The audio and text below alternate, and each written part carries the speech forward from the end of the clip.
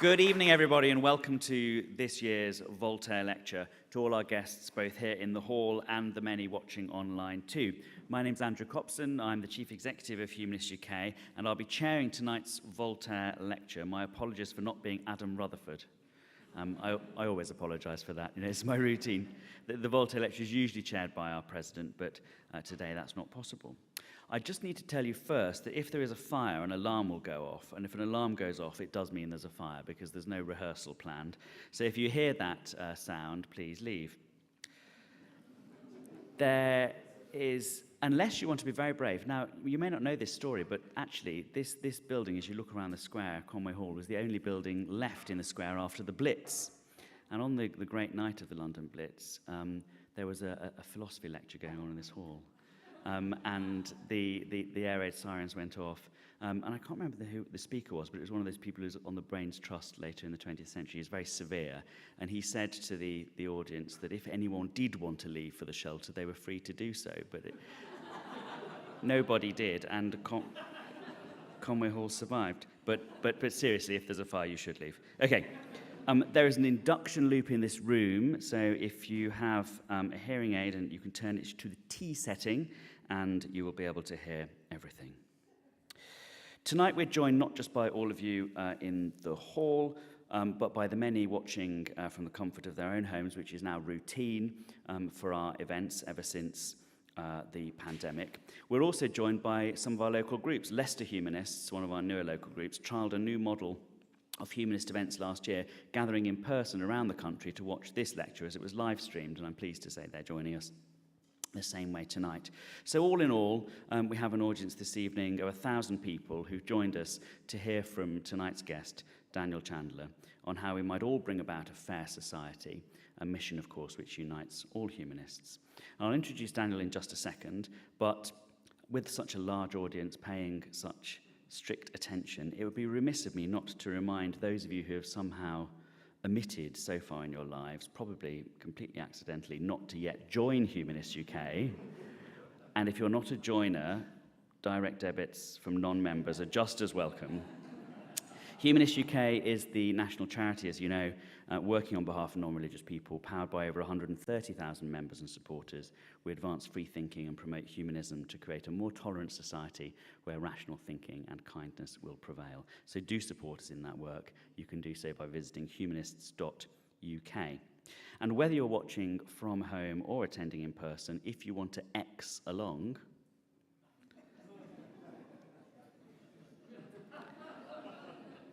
you can do that. And we're using the hashtag Voltaire Lecture. So that's the one for your tweets. The Voltaire Lecture series has a very long and distinguished history, now spanning 7 decades since its inauguration as a project of the Voltaire scholar Theodore Besterman. In that time, it has been delivered by Sir David King, Bettany Hughes, XXXX. Bettany Hughes, Brian Cox, Jim Al-Khalili, Natalie Haynes, Michael Foote, Dr. Henry Marsh, Bonya Ahmed, Sir Ludovic Kennedy, and last year by Dr. Caroline Dodds-Pennock. Tonight, we're very lucky to have with us Daniel Chandler. Daniel is an economist and philosopher based at the London School of Economics. He has degrees in economics, philosophy, and history from Cambridge and the LSE, and was awarded a Henry Fellowship at Harvard, where he studied under Amartya Sen, a former vice president of Humanist UK, actually. He's worked in the UK government as a policy advisor in the PM Strategy Unit and in the Deputy Prime Minister's Office, and as a researcher at think tanks including the Resolution Foundation and Institute for Fiscal Studies. And I found that a lot of people in those policy worlds know him. When I've been talking the last couple of weeks about this Voltaire Lecture to various political stakeholders we've been having these meetings, they say, oh, he's lovely, I used to work with him here, or I used to work with him there. It's going to be such a good event, the best you've ever had, no pressure. And I'm sure that they've all been right. So please welcome our very distinguished Voltaire Lecturer and medalist for tonight's 2024 Voltaire Lecture, Daniel Chandler.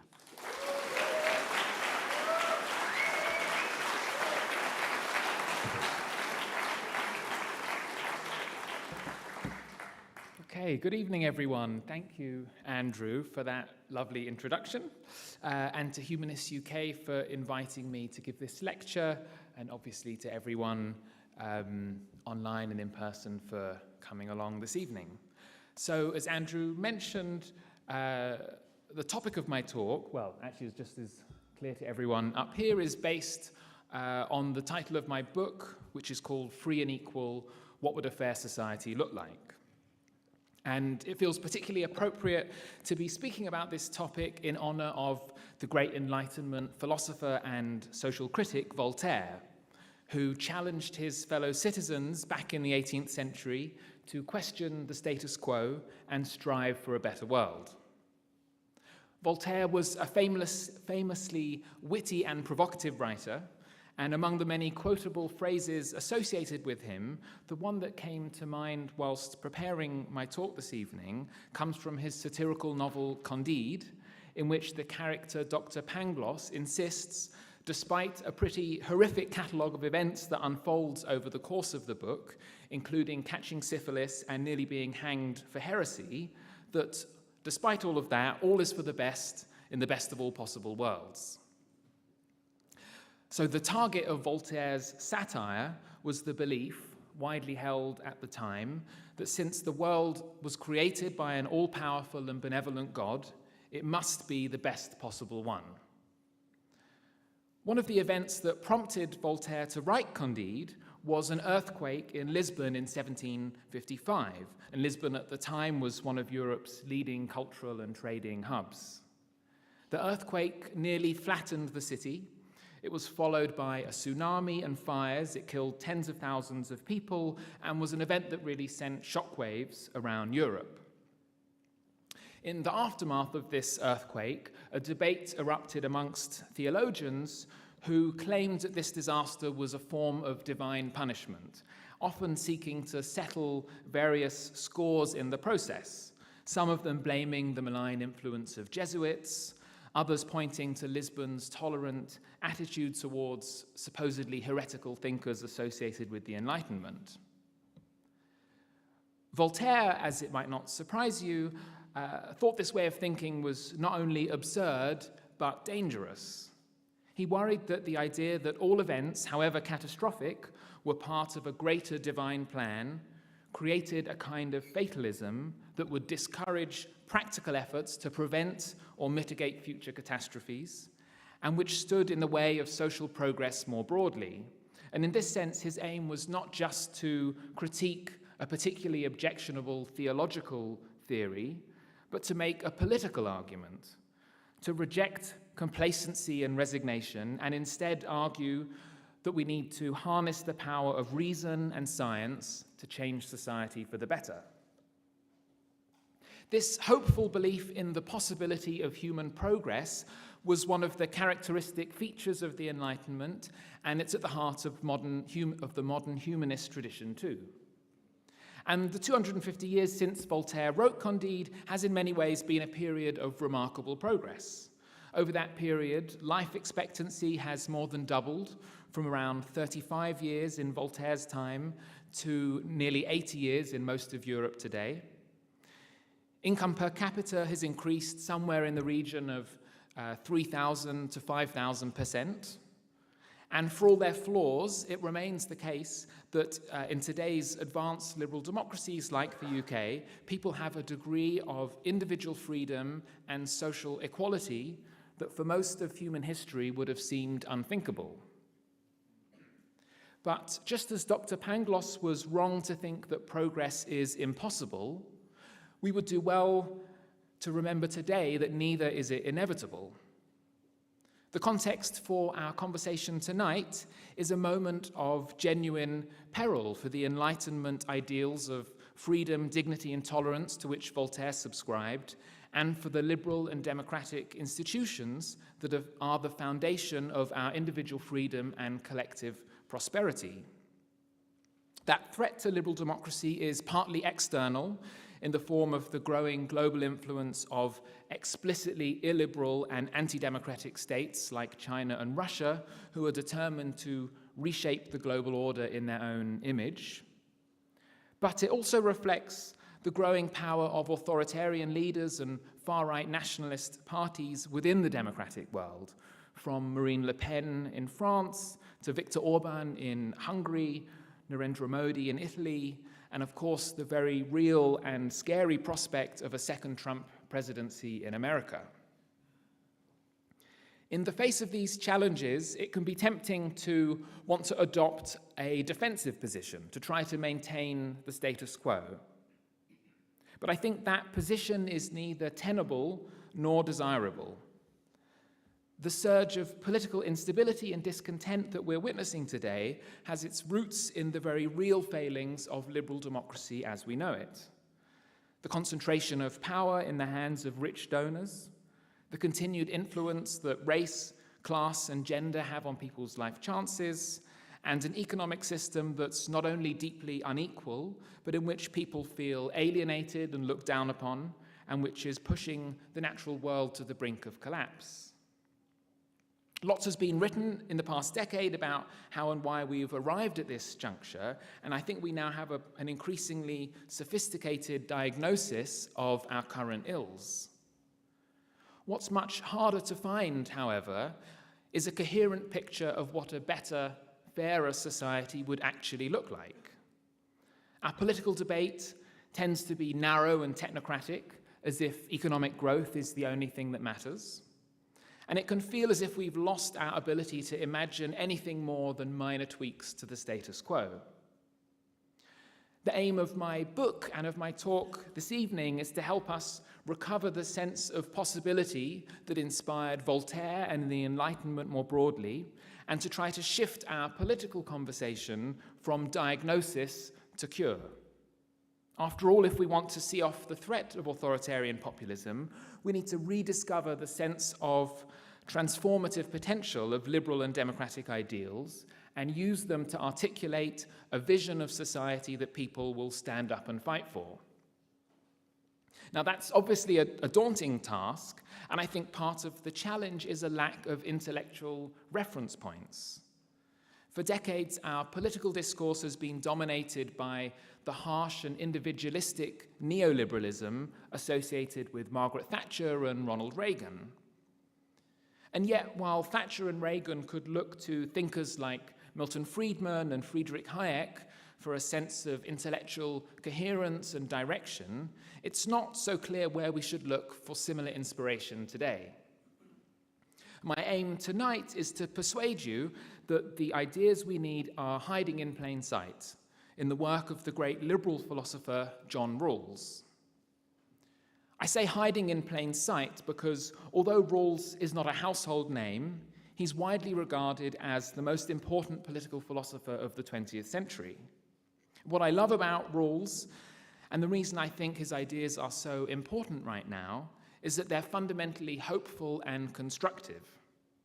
Just as Voltaire challenged the status quo in his own time, Rawls gives us a framework for thinking about how we can create a society that's truly just and fair, and which lives up to the highest ideals of the liberal and Enlightenment traditions. That doesn't mean floating away into idle utopianism. Rawls described his aim as developing a realistic utopia, a vision of the best that a democratic society can be, given the facts about human nature, the world we live in, and how we expect institutions to actually work in practice. In this era of disillusionment with liberal democracy, I think his ideas can provide us with a touchstone for developing a broad-based and genuinely transformative progressive politics that could change our societies for the better. So who was Rawls and what did he say? John Rawls, Jack to his friends, was born in Baltimore, Maryland in 1921 into a moderately affluent middle-class household. His father was a successful lawyer. His mother was actively engaged in the struggle for women's equality in America. And yet, although Rawls had a relatively comfortable upbringing, his early years were marked by some profound personal tragedy that would leave a very lasting impact on his worldview. At the age of 7, Rawls's younger brother, Bobby, died after catching diphtheria from Rawls, and almost unbelievably, just a few years later, these tragic events repeated themselves when his other brother, Tommy, died of pneumonia, which he had also contracted from the young Rawls. In the wake of these traumatic events, Rawls developed a stammer that lasted throughout his lifetime, but he also developed a profound sense of the importance of luck in each of our lives, which, as we'll see, plays a very important role in his philosophy. In 1939, Rawls went to study at Princeton University, where he majored in philosophy, and whilst there he developed a strong interest in theology and ethics, and he planned to become a priest in the Episcopal Church. But those plans were interrupted by the Second World War, so Rawls graduated in 1943 and enrolled as a private in the infantry and was sent to fight on the Pacific Front, where his division was involved in intense combat and where he passed through the remains of Hiroshima shortly after it was devastated by an American atomic bomb. Rawls's experiences as a soldier, combined with his growing awareness of the Holocaust, provoked a profound crisis of faith, leading him to abandon his Christian beliefs and ambitions. Instead, he returned to Princeton as a graduate student, motivated by a new set of questions which would come to shape his life's work. If God cannot be the basis for our faith in the possibility of a just society, then what can be? What exactly does justice require of us, and is a just society realistically achievable?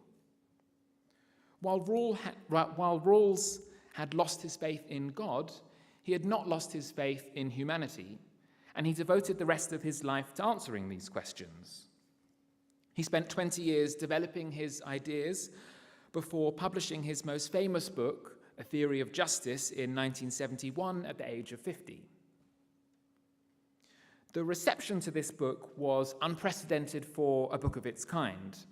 A Theory of Justice is a densely argued work of philosophy spanning some 600 pages, and it's not exactly an easy read. A close friend of Rawls's once joked that it reads like it was translated from the original German.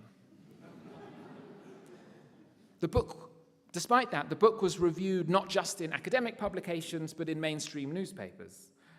The New York Times described it as a peerless contribution to political theory, and it was widely recognized to be the most significant work of political philosophy since John Stuart Mill's writings about utilitarianism more than 100 years earlier. And that assessment has really stood the test of time. So writing nearly 40 years later, the prominent philosopher Jerry Cohen was able to write without hesitation or qualification that there are at most 2 books in the history of Western political philosophy that have a claim to be regarded as greater than A Theory of Justice: Plato's Republic and Hobbes's Leviathan. So for all the nuance and complexity of Rawls's philosophy, at its heart is actually a strikingly simple idea, that society should be fair, or more specifically, that a democratic society should be conceived of and run as what he called a fair system of social cooperation. And I want to take a moment to unpack this phrase and its 2 key elements, fairness and cooperation, since it's so fundamental to Rawls's theory. Let's start with cooperation, a good definition of which is voluntary activity for mutual benefit. So inherent in the idea of cooperation is that it's voluntary. In other words, it's something that people choose to do rather than something they're forced to do. And the voluntary nature of cooperation is possible because everyone expects to benefit in some way. It's the voluntary nature of cooperation that distinguishes it from mere coordination, which can be achieved through a powerful central authority, and it's the ethos of cooperation rather than coercion that distinguishes a democratic society from an authoritarian one. Of course, even a democratic society can't be fully voluntary. We can't pick and choose which laws we want to obey, and neither can we easily move from one society to another. What Rawls is saying here is that in a democratic society, our laws and institutions should be such that in some sense we would willingly choose to impose them on ourselves. What about fairness? As we've just discussed, the voluntary nature of cooperation depends on the idea that everybody benefits from it. But that's actually quite a minimal standard. It could include a society, for example, in which the vast majority of benefits that come from cooperation flow to a small elite, as long as some are shared with everyone else. And although that might be enough to sustain a kind of cooperation over time, Rawls's ideal is more demanding than that. In a truly democratic society, he argued, it's not enough simply that everybody benefits a little. Instead, we should aim for a society in which the benefits and the burdens of social cooperation are fair, in the sense that they can be justified equally to every citizen, right down to the least well-off. To be clear, Rawls isn't arguing that actually existing democratic societies live up to this ideal of fair cooperation. Far from it. His claim is just that this is an ideal that on some level most citizens in modern democratic societies like America and the UK already share, in the sense that they already accept that their public institutions should be organized in a way that's fair and can be justified to all. So by identifying this fundamental ideal, Rawls hoped to find a starting point for his philosophy that more or less everybody could get on board with. The challenge, of course, is that even if everyone agrees that society should be fair in some sense, we disagree about what that means in practice. And this brings us to Rawls's most famous idea, a thought experiment called the original position. The purpose of this thought experiment is to take the very widely shared but rather abstract ideal of fair cooperation and then use it to identify a concrete set of principles that we could then use to think about how to design our most important social institutions. So Rawls argued that if we want to know what a fair society would look like, we should ask ourselves how we would choose to organize society if we didn't know what our position within it would be. Whether we would be rich or poor, Christian or Muslim, gay or straight, black or white, as if behind what he called a veil of ignorance. If we were to organize society in that way, he argued, it would be fair in the same way that someone might cut a cake more fairly if they didn't know which piece they would end up getting. Most people find this to be a very intuitive way to think about fairness. And I think one of the reasons why is that it is, in effect, a secular interpretation of the so-called golden rule. The idea that you should do unto others as you would have them do unto you, which is an idea that in some form can be found in most religious and ethical traditions, including the humanist one. The key difference is that while the golden rule is typically interpreted as a maxim for individual or interpersonal conduct, for how we should treat our friends, family, or colleagues, Rawls uses it to think about how we should design what he calls the basic structure of society. So Rawls argues that if we really didn't know where we would end up in society, we would choose to organize it according to two fundamental principles of justice concerned with freedom and equality respectively, and hence the title of my book. First, we would choose what he called the basic liberties principle, which says that the state should secure for each and every one of us a set of truly fundamental freedoms, including personal freedoms like freedom of religion, speech, sexuality, and bodily autonomy, as well as political freedoms like the right to vote, to criticize the government, and to organize political parties. After all, if we didn't know where we would end up in society, we wouldn't want to risk being persecuted because of our religious beliefs or sexual orientation, or prevented from participating in politics as an equal citizen. So this first principle is really the liberal core of Rawls's philosophy, and it's meant to guide us in thinking about how to design our basic legal and political structures. It's Rawls's second principle, which has two interlocking parts, that gives his theory its distinctively egalitarian flavor, and which gives us a framework for thinking about social and economic structures. First, Rawls argued that if we didn't know who we would be in society, we would want to guarantee what he called fair equality of opportunity. In other words, we would want to make sure that whatever kind of family we're born into, whatever our race or gender, we would have an equal chance to develop our talents and abilities and to compete for jobs and positions without nepotism or discrimination. Many liberals have been willing to stop here, to argue that as long as everyone has a fair opportunity, we don't need to worry about inequality. But Rawls rejected that idea, arguing that even if everyone has a fair chance to compete for different positions in society, we also need to make sure that the rewards attached to those positions are fair. Should our society be winner takes all, as is increasingly the case? Or should everyone get the same reward for taking part, or somewhere in between? That brings us to the most innovative and radical feature of Rawls's principles, called the difference principle.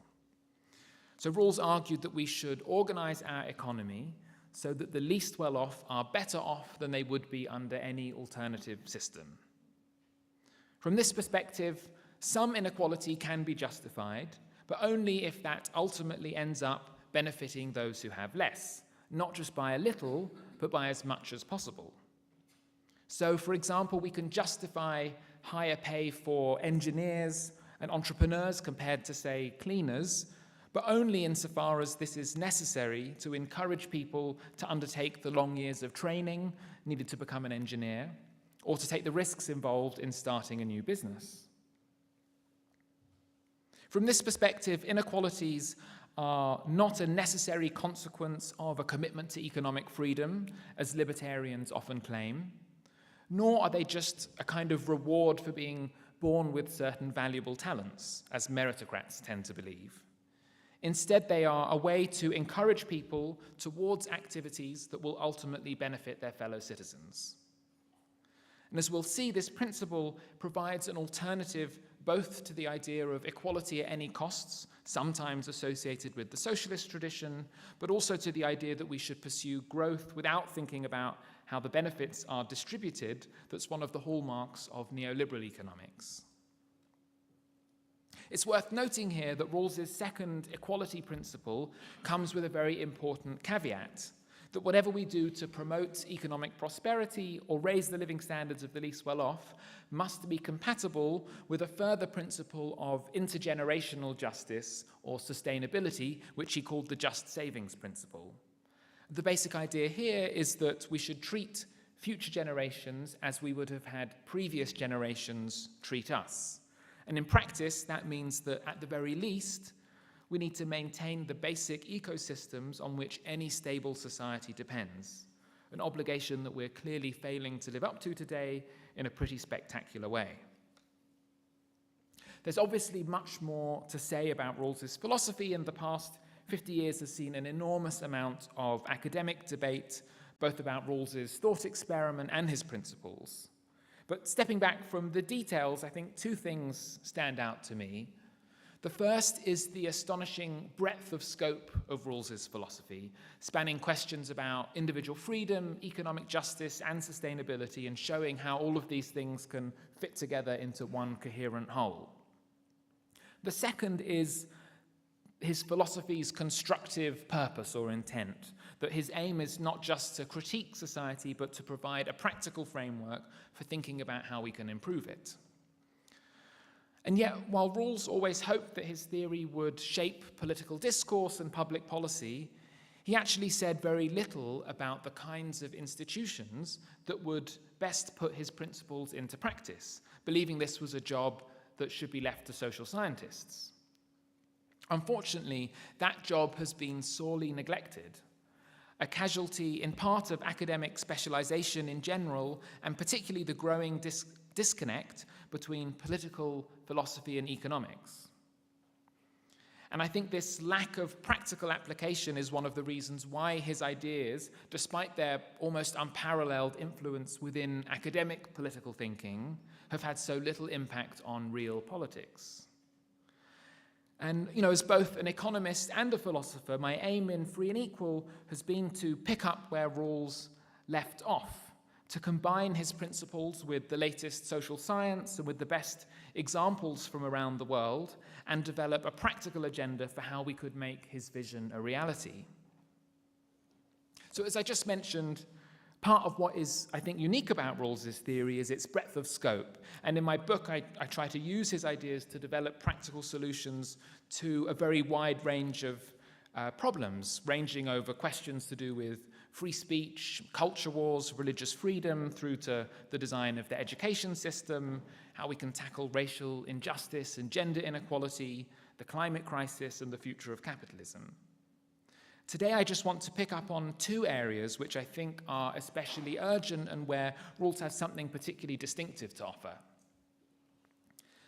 First is how his ideas can help us to reinvigorate democracy. While the vast majority of people in the UK support democracy in principle, according to a recent survey, nearly 3 in 5 think the political system stands in need either of major reform or to be completely overhauled, while just 6% are satisfied with the system as it currently stands. I think what's distinctive about Rawls when it comes to democracy is his recognition that just giving everyone freedom of speech and the right to vote should be seen as just the start. For Rawls, the guiding principle of a democratic political system is one of substantive and not merely formal political equality. In other words, everyone should have a genuinely equal opportunity to take part in and influence the political process. And in a large-scale democracy like ours, that process is inevitably mediated by what the political scientist Jan Werner Müller has called the critical infrastructure of democracy, specifically political parties and the news media. And as things stand, these institutions are disproportionately influenced by the rich. Let's take political parties. We don't yet have figures for the most recent 2024 election in the UK, but in 2019, nearly half of all donations to political parties in the UK came from just over 100 super donors, each giving an average of nearly £500,000. Now, in the most extreme cases, these donations can lead to outright corruption in the form of preferred access for government contracts or a seat in the House of Lords. But the role of private money in politics distorts democracy in all sorts of other ways too, shaping the platforms that parties stand on and which candidates they put up for election. So what can we do? Unlike many other countries, the UK currently has no cap on political donations. If we're serious about political equality, then we should start by capping those donations at a very low level, along the lines of the €500 cap that exists in Belgium, if not lower. Of course, political parties still need money, and so any cap would need to come hand in hand with a substantial increase in public funding. At a time when trust in politicians is so low, spending more on politics obviously isn't an easy ask. But there's no other way to end the big donor culture while making sure that parties have the resources that they need. And I think the chances of success would be higher if we decided to put public funding directly into citizens' hands. Specifically, we could adopt a democracy voucher system where every citizen would have a fixed amount, say £20 or £50 per election cycle, that they could give to the party of their choice. This would instantly transform the incentives of our political system.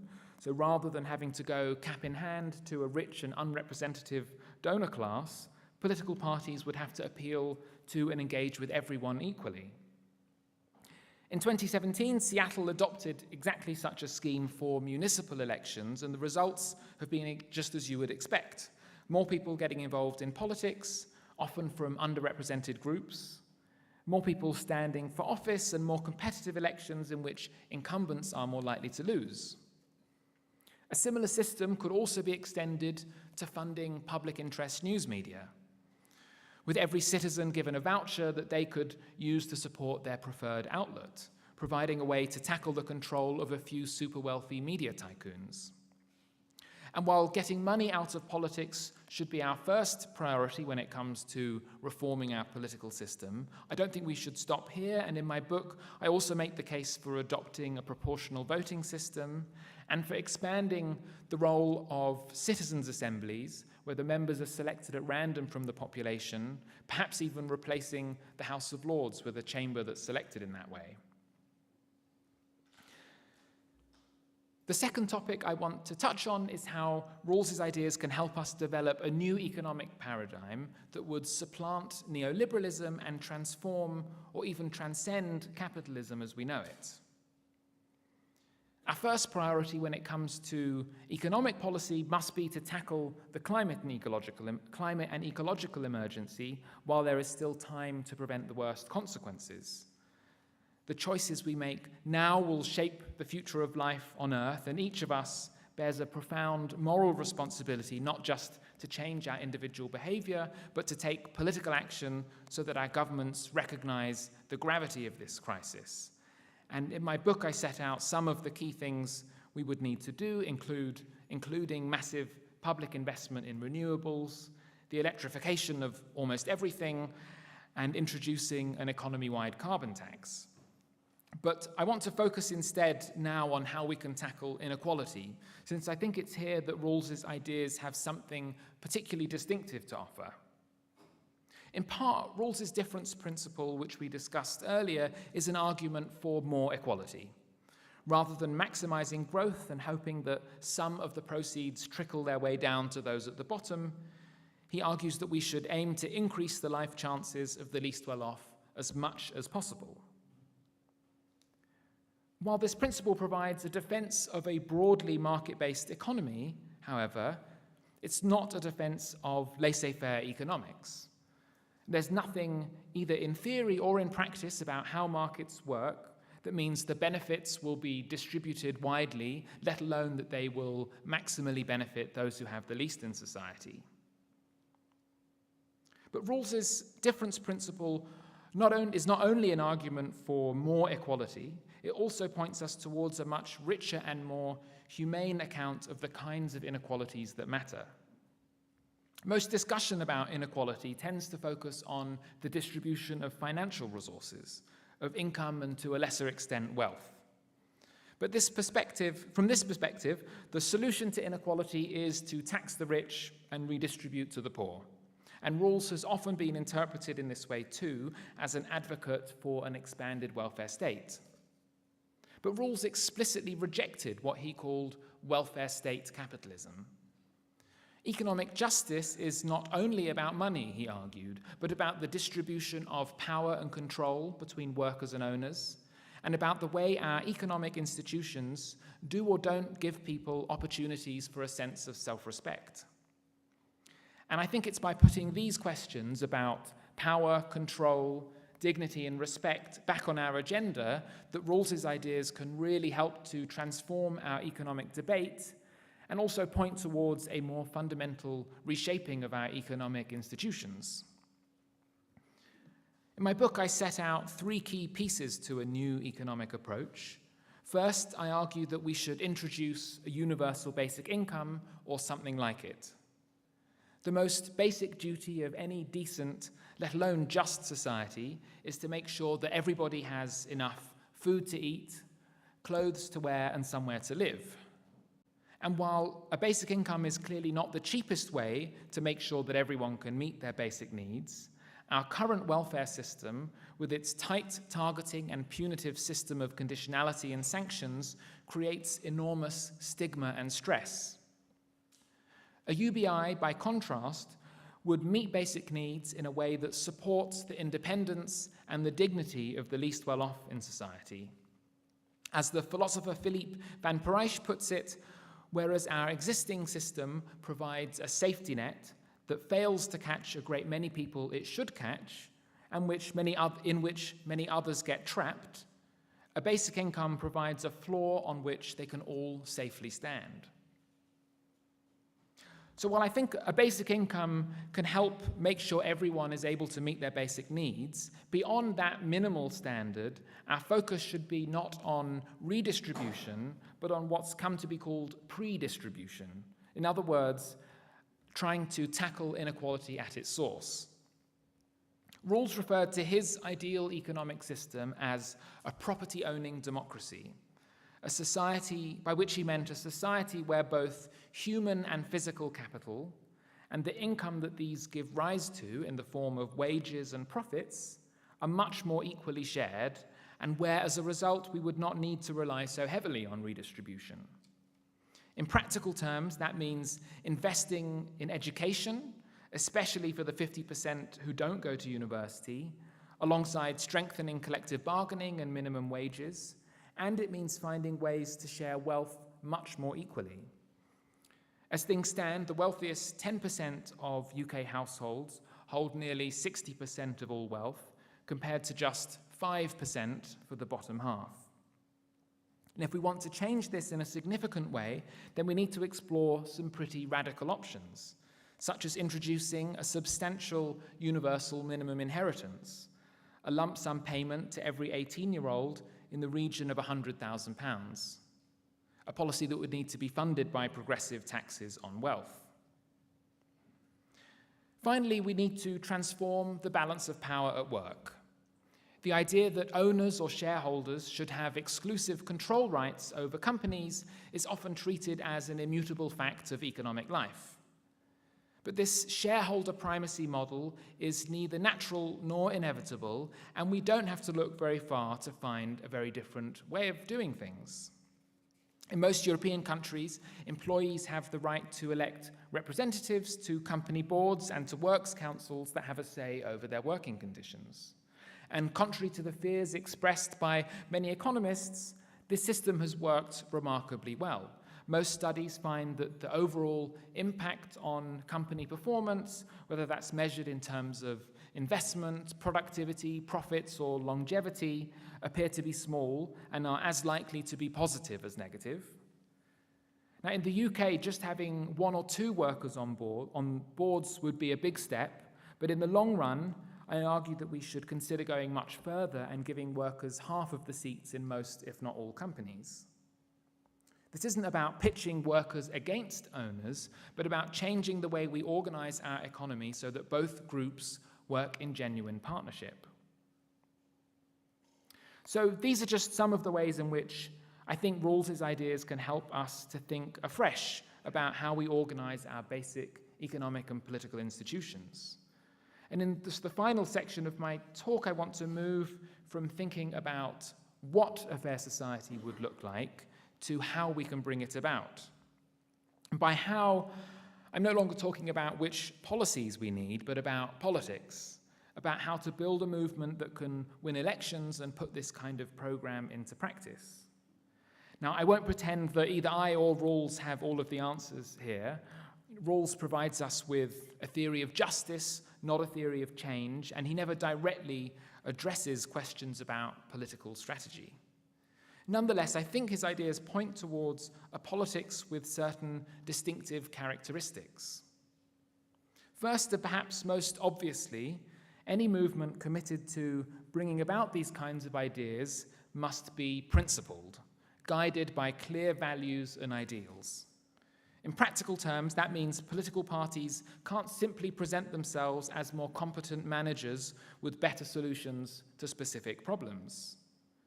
While competence obviously matters, most people don't vote on the basis of a careful assessment of the merits of different policies, but on a much more diffuse sense of whether a given party or politician shares their values.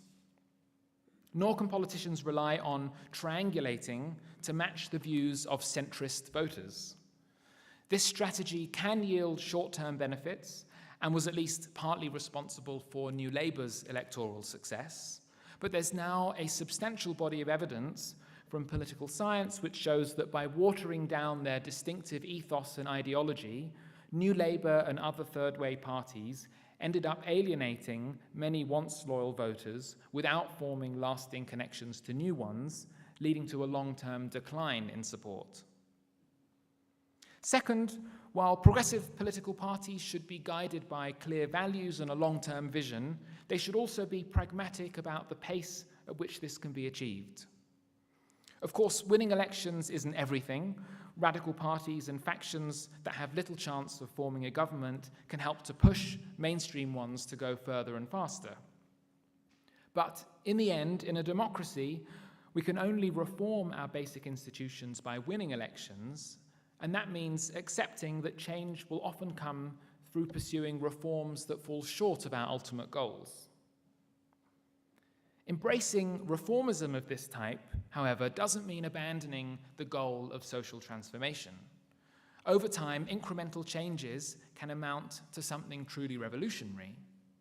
For this to happen, however, we need to prioritize what the philosopher André Gortz referred to as non-reformist reforms, by which he meant reforms that somehow prefigure a deeper shift in our basic institutions rather than just tweaking at the edges of existing ones, like putting workers on boards or introducing a small universal basic income. In a democratic society, there will always be reasonable disagreement when it comes to politics, and that brings me to the third feature of a successful progressive politics, that it should be pluralist.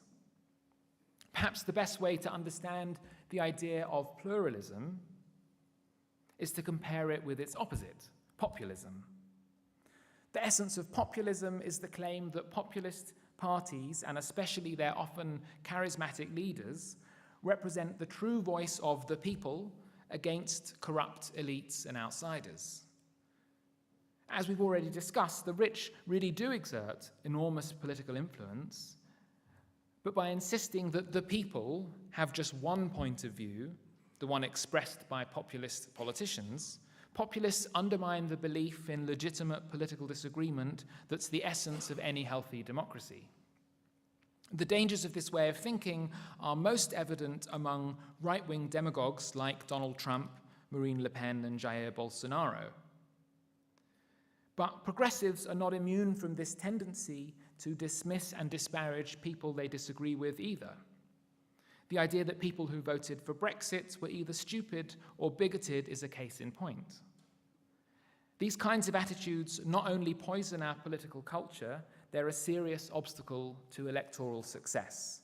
If we want to build the broad coalition that's necessary to change our society, we need to be willing to engage in the difficult work of listening and persuading that's essential for changing minds and winning votes. While people will always disagree about politics, progressives should nonetheless seek to articulate a vision of society grounded in genuinely universalist values, like the ones Rawls sets out. And this commitment to universalism, which is the fourth characteristic that I want to highlight, provides an alternative to divisive forms of identity politics on both left and right. Now, the most extreme form of identity politics, and the one that I think we should be worried about, is the idea that democracy is simply a battle to advance the interests of specific groups, whether that be white people, black people, women, or Christians, rather than the pursuit of equal justice for all. While this accusation is often leveled at groups on the left, this kind of tribalism is and always has been primarily an ideology of the radical right. And we see it today most clearly in the ethno and religious nationalism of figures like Donald Trump and Narendra Modi. We can distinguish this from the idea that minority groups must take a lead in their own struggles. That kind of organizing has been essential to minorities winning important rights and freedoms, often in the face of the indifference or even outright hostility of mainstream progressive parties and trade unions. But we have to be careful not to let organizing around our separate identities become an end in itself or an obstacle to building coalitions that cut across these groups. The basis for a genuinely unifying politics, and what distinguishes it from identity politics, is a commitment to shared values rather than shared identity, whether that's based on class, race, gender, or sexuality. One of the things I love most about Rawls and his ideas is that they are fundamentally hopeful. That's the fifth and final characteristic that I think should shape our approach to politics if we want to bring about real change. We need a politics animated by a positive vision and underpinned by a belief in the possibility of progress. And in a sense, this brings us full circle back to Voltaire and his critique of the fatalism encouraged by the idea that human misfortune is simply the result of divine providence. In today's context, it will provide a clear alternative to the apocalyptic visions of societal decline, so often favored by right-wing populists, and it would counter the deep pessimism about liberal values and institutions that's come to dominate certain parts of the left. This doesn't mean embracing the naive belief that progress towards liberal and democratic ideals is inevitable or that change will be easy. Hope is not the same as optimism. Whereas optimists believe that good things are more likely to happen, to hope is to believe that good things can happen even if they might be unlikely, and that it's possible to make them more likely by taking the right kinds of actions. Looking ahead, I think there is reason for hope. Just as the 1980s saw the triumph of neoliberalism over the post-war social democratic settlement, we're living through another era of transition, the outcome of which will shape political discourse and public policy for a generation. And while, as I mentioned at the start, I think there's no denying that this is a moment of real danger for the future of liberal democracy, it's also a rare moment of opportunity, an opportunity to shape a new direction for society grounded in justice, freedom, and equality. I want to leave you with the quote that I think best captures what I find so unique and inspiring about Rawls's ideas and the spirit that I've tried to capture in my own book. It comes from the philosopher Thomas Nagel's review of a theory of justice in 1973. The outlook expressed by this book is not characteristic of its age, Nagel wrote, for it is neither pessimistic nor alienated, nor angry, nor sentimental, nor utopian. Instead, it conveys something that today may seem incredible, a hopeful affirmation of human possibilities. Thank you.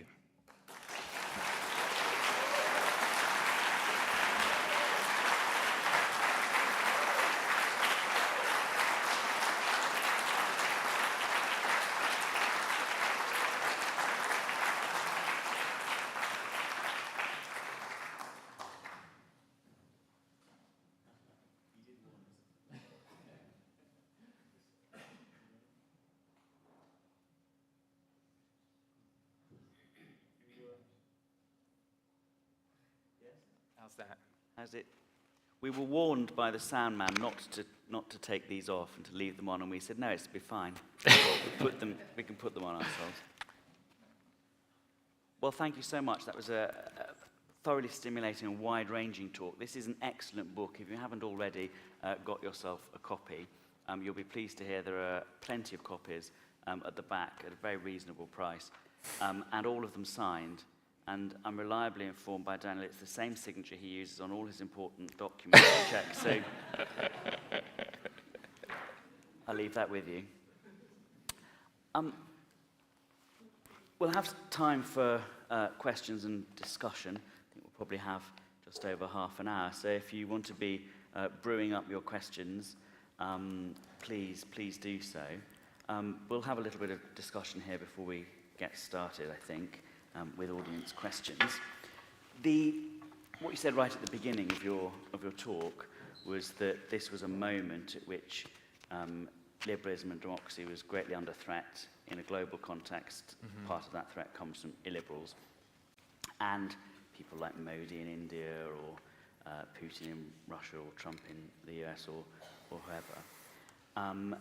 And you made the argument that you then made about how society could be better, and I assume you're saying that that's that promotion of this way would be a counter to that sort of illiberalism. Mm-hmm. But there's obviously a bit of a difference between what someone like Modi thinks society is, what someone like Putin thinks society is, and what you and the rest of the liberal humanist tradition think that society is. You say it's something that can be planned, created, structured. They say it's something quite different, that it's actually something organic, something natural, something that you can't be tinkered with, and it lives in a particular ethnicity, or, that's the sort of vibe they go for. India is Hindu because it is. and it needs to be structured in this, it is just structured in this particular way, you've got no choice. So is it, obviously I agree with you, that instead society is structured and we can make decisions about it and rational decisions and make it better. But how do you argue against those people who actually, far from disagreeing with the individual principles that you've outlined, actually disagree with the whole premise and don't think society is even that sort of engineerable type of thing? Yeah, I mean, it's a great question, and in a sense, Rawls doesn't try to directly engage with people who reject the basic premise that society should be organized on a fair and cooperative basis. Most of what he's doing is trying to think through what that means. He assumes that most people subscribe to this fundamental idea that I mentioned at the start of fair cooperation, but that they disagree about the details, in a sense. So on one level, I think Rawls isn't trying to persuade people who fundamentally reject the democratic ideal to get on board.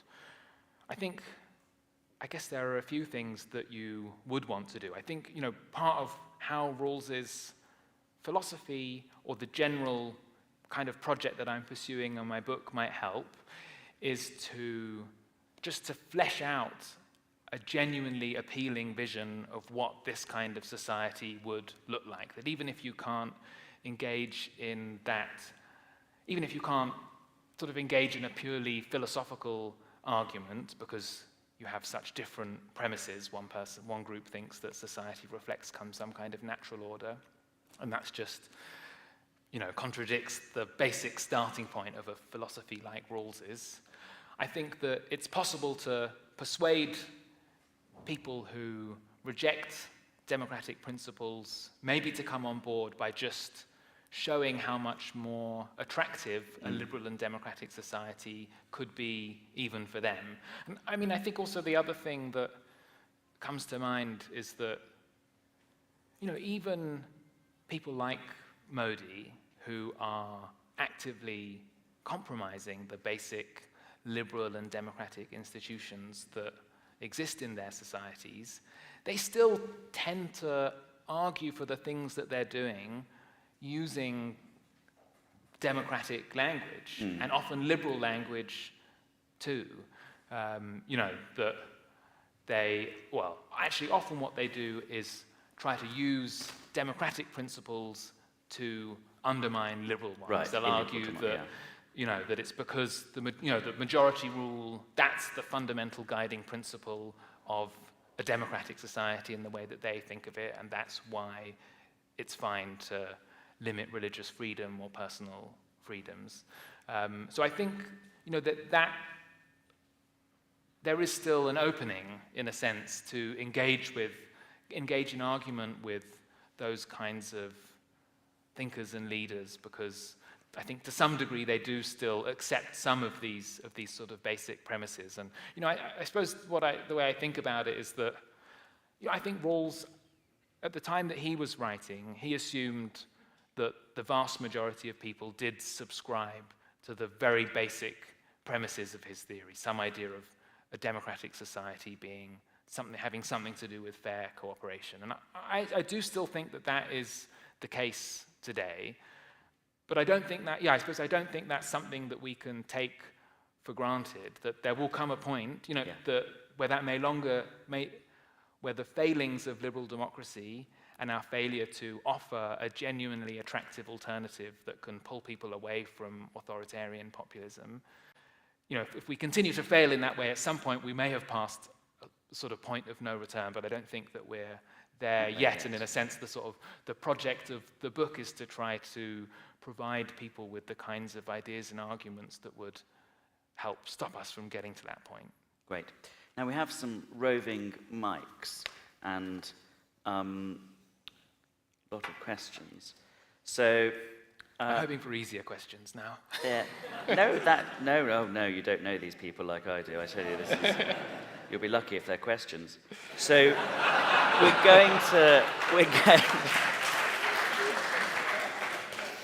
we've got people upstairs in the balcony, although we can't really see them, can we? So I'm going to rely on the person with the microphone in the balcony to shout to me when questions are up there. There are 3 staff walking around with microphones. We've got plenty of time, so you're all going to get to ask your questions. Raising your hand high won't get you picked first. So I will come to you all any moment now. When the microphone arrives with you, treat it as you would treat the promise of a cornetto. Lift it right up to your mouth. Don't actually lick it, but prepare to lick it, because otherwise we won't hear you.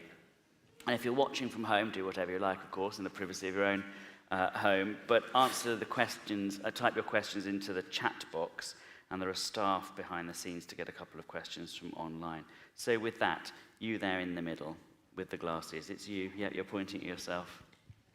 You're the one I saw first, so lucky you. It's all luck, as we've been hearing. I'm so privileged, thank you. Thanks. My name's Helen. I'm doing a PhD, and I came across your book, and I've read it. And what I really liked about it was how you talked about, and you said it today as well, trying to bring his philosophy more into the public domain. And I'm thinking, in order to achieve that sense of hope that you talked about, how do we... I'm sure lots more people will read your book than would have read his philosophy, which is a brilliant start. But how else can we, in the society where people want sound bites, how else can we get these really complicated ideas into a more public domain? We do one question at a time. I think so, yes. Great. I think that's better. Okay, yeah, thanks, Helen. Yeah, I suppose the way that I think about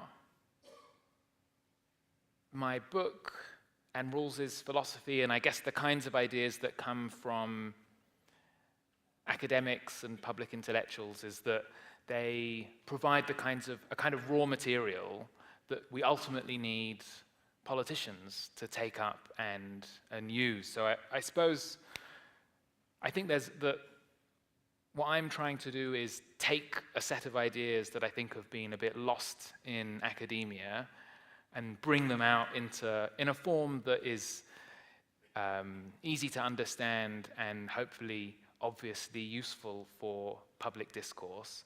But I'm not expecting politicians to be walking around waving their copies of either my book or Rawls's theory of justice.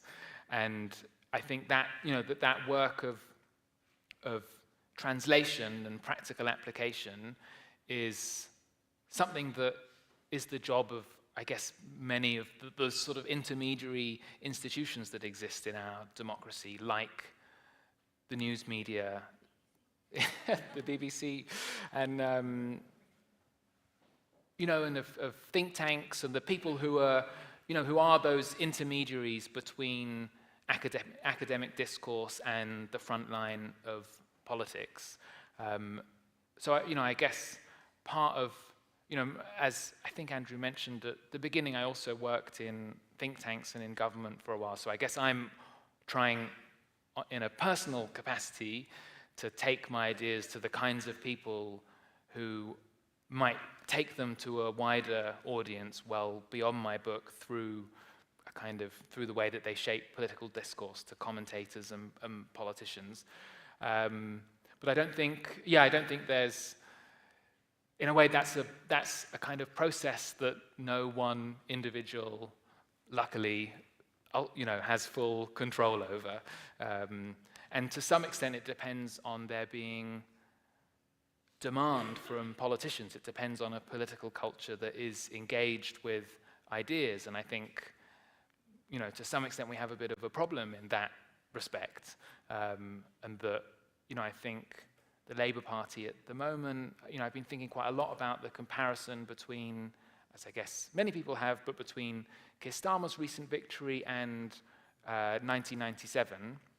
And, Whatever your thoughts and feelings might be about the New Labour project, I think in 1997 there was a much deeper sense of engagement with ideas, and that you could look back at that moment on a decade or more of serious rethinking of what progressive politics might look like, including really like substantial works of political ideas, by from people like Tony Giddens and Will Hutton and Roy Hattersley. There were like a substantial set of books that I think provided reference points and evidence of some serious thinking, and also a feeling that those ideas were being taken seriously by people in politics. And you had think tanks like the IPPR, the Institute for Public Policy Research.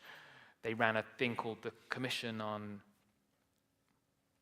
Social Justice. I'm now forgetting. I think David Miliband ran it. That was a kind of was the sort of vehicle, I guess, that I have in mind that really tried to take ideas from academic discourse and then translate them into a political program that a party could take up. And I think, part of my motivation, in a sense, for writing this book was a feeling that there weren't many of those kinds of reference points at the moment. And I guess, part of what I'm trying to do in talking about the book is to persuade people who are involved in politics that ideas really matter. They're not just interesting things for people who are interested in philosophy and work in universities. That, as I mentioned in my talk, I think a modern, realistic understanding of the psychology of voting also tells us that, when it comes to voting, most people are not sort of assessing policies or parties through some rational calculation of self-interest or the pros and cons of different policies, but they're really responding to the stories that politicians are telling about where a country is and where it is that it could be. And those kinds of stories, when they've been successful, have usually had some kind of root or basis in a broader world of ideas and in the works of political philosophers like Rawls. And so, sorry, this is a very long Not answer, at all. Okay, Yeah, right, one so I've here, got my then point. here. Thank you very much for that, and thanks for your clarity, which is much appreciated. My question is this: if it's rational or reasonable to adopt the difference principle at a societal level behind the veil of ignorance, why isn't it rational to adopt it at the global level? And if you were to do that, those £100,000 payouts aren't going to 18-year-olds in Britain, they're going to 18-year-olds in sub-Saharan Africa. Thank you. Yeah, that's really a great question. And I think one of the limitations of Rawls's theory, as I set it out, is that it's very explicitly a theory of what he calls domestic justice, justice within a country rather than justice between countries or justice on a global scale. And I suppose so a couple of thoughts. The first is that I think obviously we need both. You need an account of domestic justice and you need an account of global justice. But I think that the principles that, what we owe to our fellow citizens, I think, differs from what we owe to people in other countries, primarily because the nature of our relationship to our fellow citizens is different to our relationship to people in other countries. That within a country, we share a single set of political institutions that we can't easily escape from and which exert a really enormous influence over each of our lives. And it's a result of that sharing of, I suppose it's a result of the degree of shared influence that we have over one another's lives that leads to the very demanding principles that Rawls sets out. And I guess that the general idea is that what we owe people depends on the nature of our relationship to them, that just as we have different obligations to our family members, to our fellow citizens, we have different obligations towards our fellow citizens as to those in other countries. So I guess that's the sort of general answer for why you might expect there to be different principles that are relevant for thinking about domestic justice versus global justice. It's obviously not a reason for only thinking about domestic justice. I think we need to do both. And Rawls did do some of that kind of thinking, but I think his ideas, it was more of a sketch of an idea of global justice, and it's much less widely accepted. And I sort of already felt like I was taking on more than I could chew in this book, so I guess I've left that for another time. Yep. Thank you. I'm Ariadne. Thank you, Daniel, for an incredibly interesting talk. I'm sorry I haven't read either your book or Rawls, so my question really is a question. How would you and Rawls deal with the fair distribution of all the unpaid work in a society, the housework and the caring for family members? That's a brilliant and very important question. And I think probably the most serious, I'm going to disappoint you here, and this may lead you not to read either of our books. I think it's the most serious gap, actually, in Rawls's account of what domestic justice would look like. When that principle, the difference principle, which I talked about, it's a principle for thinking about how to distribute the benefits and the burdens of cooperation amongst people who are participating in the paid sphere of economic life. So Rawls is explicit that when he's talking about maximizing the life chances of the least well-off, what he has in mind is the least well-off workers, essentially the class of kind of minimum wage workers, a broad group of those who have the lowest earnings in society. And it's meant to be a principle for thinking about what fair wages would look like. I feel it would probably be foolish to try to come up with an answer to such a complicated question off the top of my head, since it's not one that I've tried to think through in the book. But I think there are lots of other people who've sort of thought about that more seriously, who will probably have better answers. And I think it's always an important question. It's an even more important question now, in an era where, the proportion of people who need care in old age is much higher than it ever has been before, and where questions about care are just going to become more and more important. So I'm sort of with you in wanting an answer, and I'm afraid I'm going to disappoint you in not having one this evening. Right, we've got so many hands up, so let's pick up the pace a little bit if we may. Yes, here, and then here in the aisle. Nick, I can see you. Everyone who's got their hand up now is definitely going to make the final cut, but unless it all goes wrong. Okay, yes. Yes, Colin Challen. My question relates to the timescale involved for reform. Given the existential crisis of climate change, I think some of the reforms that you mentioned might be just swept away by what happens in that context. But if you look back to the Second World War, that led in 6 short years to the election of a Labour government, which was a reforming government. So do you think it may be possible that these reforms could only come about if we have another existential crisis that we actually all feel in the present and reality, not a sort of theoretical climate change threat some time off? Yeah, I think I think you're right that when change has happened, big changes have tended to come after periods of crisis in which people, like the Second World War, really feel a sense of shared membership in a community where they've had similar experiences, and I suppose those kinds of collective traumas bring people together and lead people to have tended to lead societies towards a period of change. I guess the hope of political thinking and political philosophy and these kinds of ideas is to try to do the work of crisis without crisis. I guess ideally we would hope that change is possible without war or catastrophe.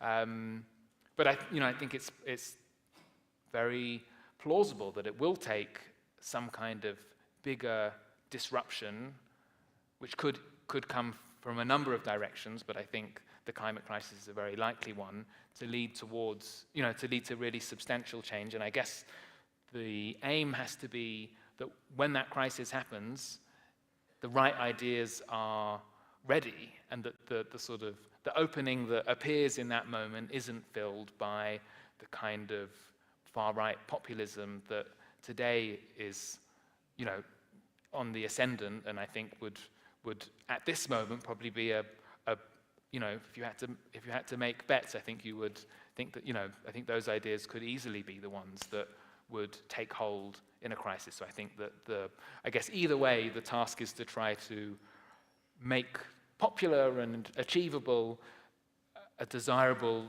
version of society and then to sort of respond to events as they come.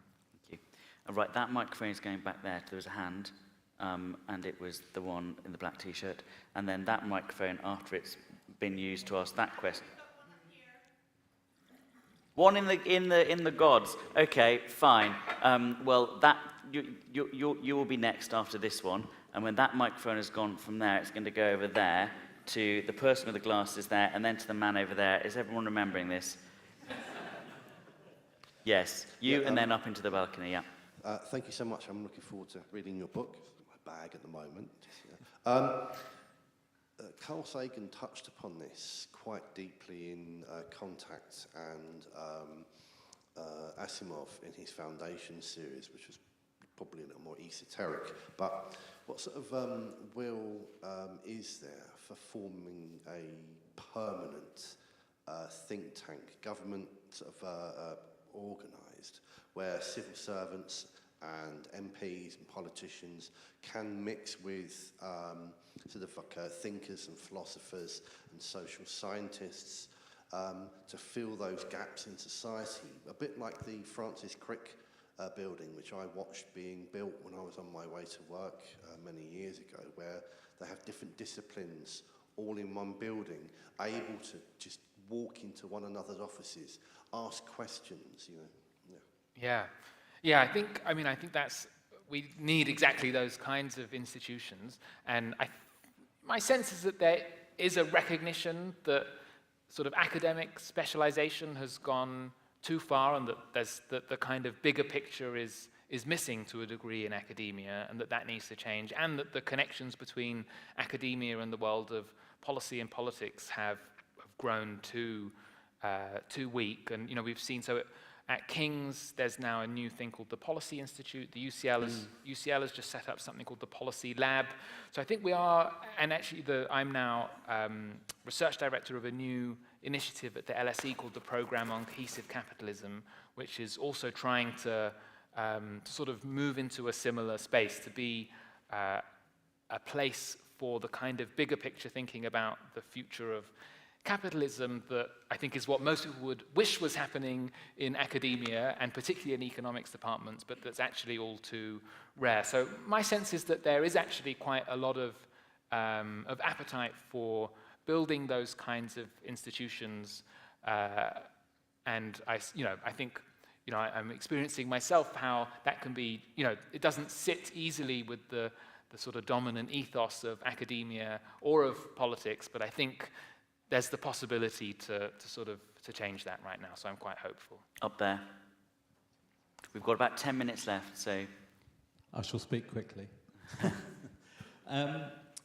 So I think you mentioned, Dan, that economic activity or economic growth should benefit... Sorry, I know I can see you, but you can't see me. Should benefit the poor to the maximum extent possible. Who decides what the maximum extent possible is, and don't you then end up with socialism? Daniel. And my daughter, sat next to me, has scribbled underneath my notes, I think he may not view that as a negative thing. I think that deciding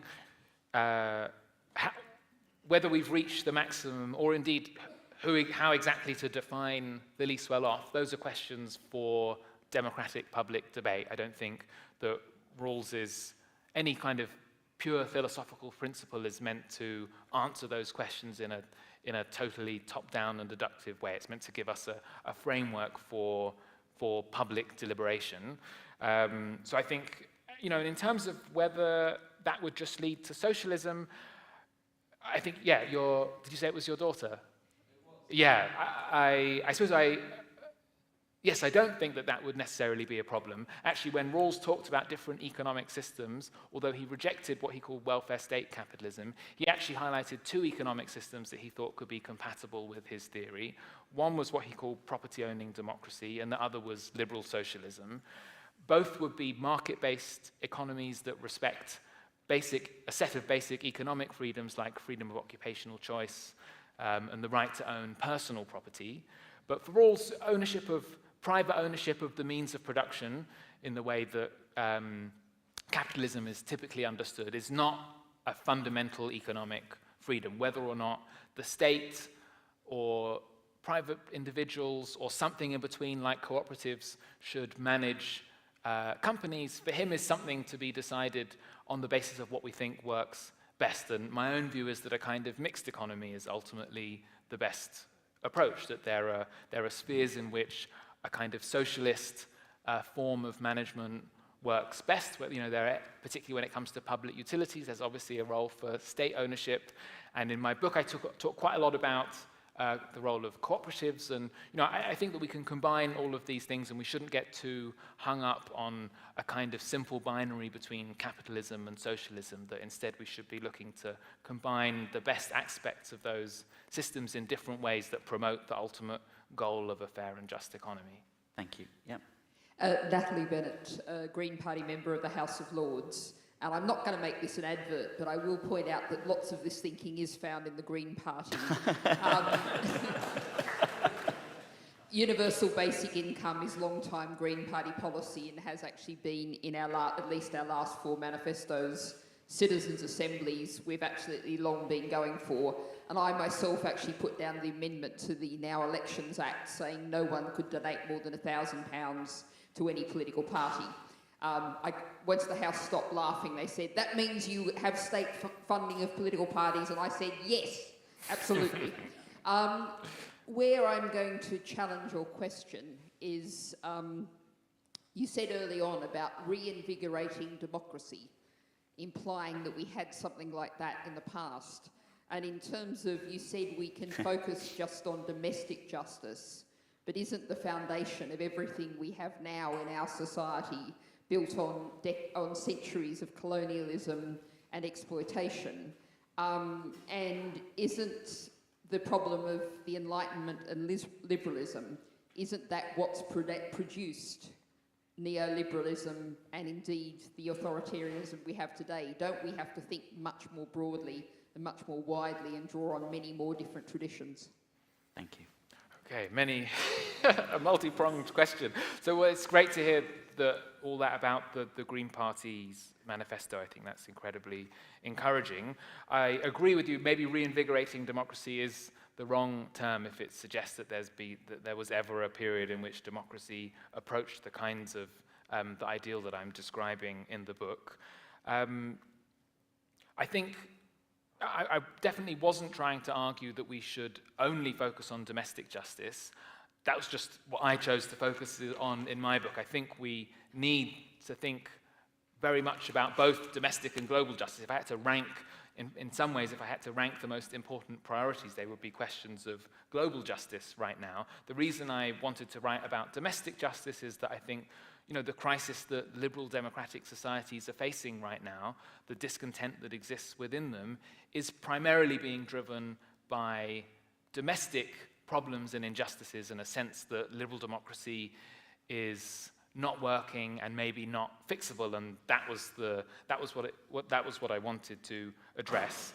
And I think even if it is true that neoliberal ideas have some connection to the Enlightenment tradition, I think that tradition is broad enough to include pretty much everything that we need right now. I don't think that would be a reason for rejecting that tradition, and in a sense, part of what I'm trying to do in my book is to show people who might feel, I think, reasonably skeptical towards the liberal tradition because neoliberalism has been the dominant form of liberalism in our public debate in recent decades, that actually there's a different kind of liberalism that's radical and egalitarian and inclusive, and actually it's that kind of liberalism that is dominant in academic political thinking today, and my hope is that by bringing those ideas to a wider audience, that kind of liberalism can come to have more influence in our public sphere too.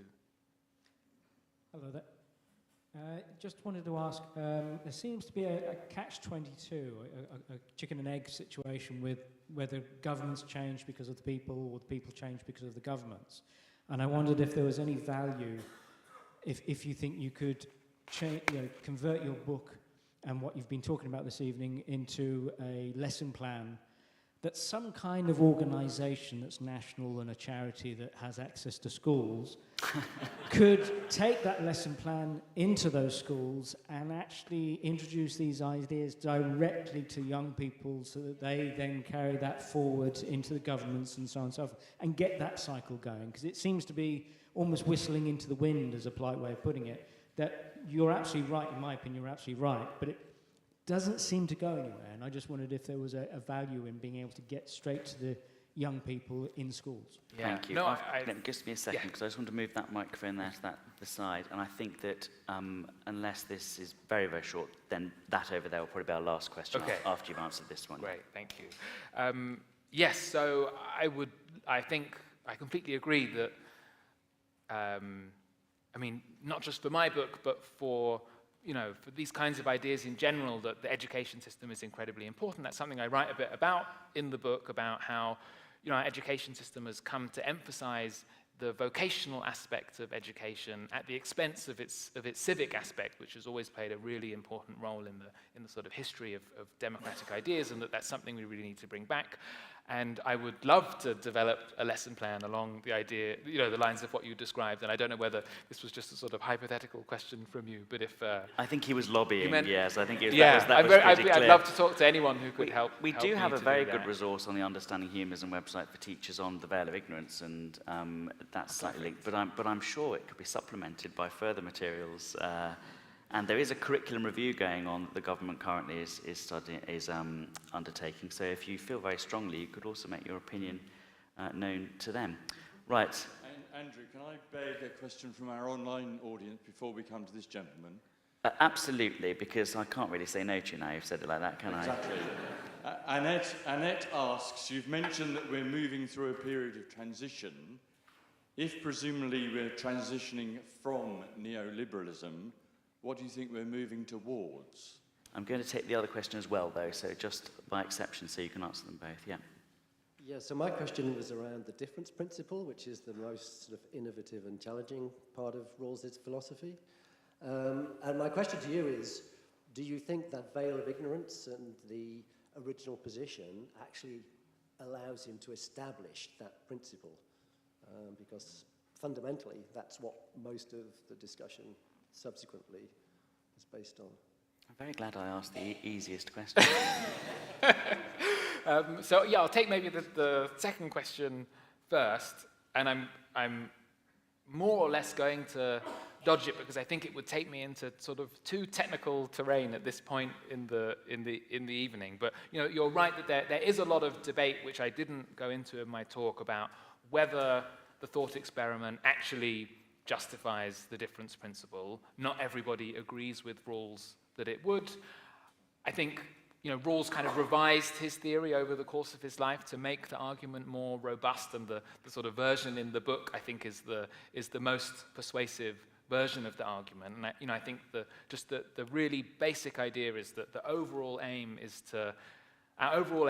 in this thought experiment is to come up with a way of organizing society that everybody could sign up to, and that if that's our aim, the people we would naturally worry about most would be those who have the least in society.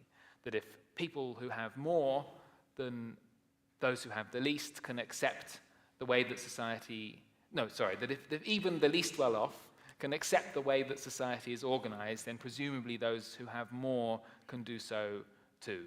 But I think I'll leave it at there, but that just because it's to go any further would take us into complicated technical terrain.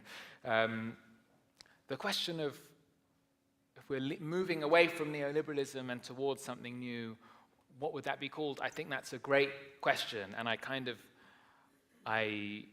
ummed and ahed in the book about whether to try to give a label to what it was that I was describing, and I didn't in the end, partly because I couldn't come up with what I felt was a sort of anything better than the labels that already exist, and I kind of wanted to push against some of the binaries that tend to dominate political discourse, like capitalism versus socialism, which I think can sometimes get in the way of kind of a more nuanced and constructive approach. But actually, the more I've been talking about the book, the more I'm appreciating the power of those kinds of labels. And so if anyone has good suggestions for what a good label might be for these kinds of ideas, I'd be very happy to hear it. I think we can all agree that we have here in Daniel a thoughtful and articulate person of rare intelligence. It's been a great pleasure to listen to you this evening, a great pleasure to read your book. Just a reminder, the book can be read by you at a very low price at the back there. And you'll be supporting also London's local bookshop, Newham Books, if you buy the book from there. So for your clear and captivating perspectives for a better society, it's our great pleasure to award you this year's, I can't open the box, Voltaire Medal. So thank you very much. Thank you. Thank you very much.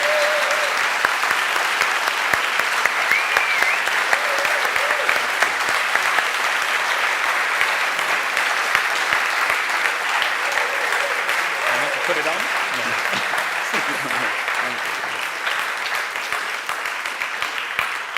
The next event, thank you to everyone who's come along tonight, both in the room and online. The next event in our annual series is the Hollyoake Lecture, where we'll be joined by Professor Sir John Curtis. You've all seen him on your televisions, talking about elections. He's going to be talking on the question, what should we make of the culture wars?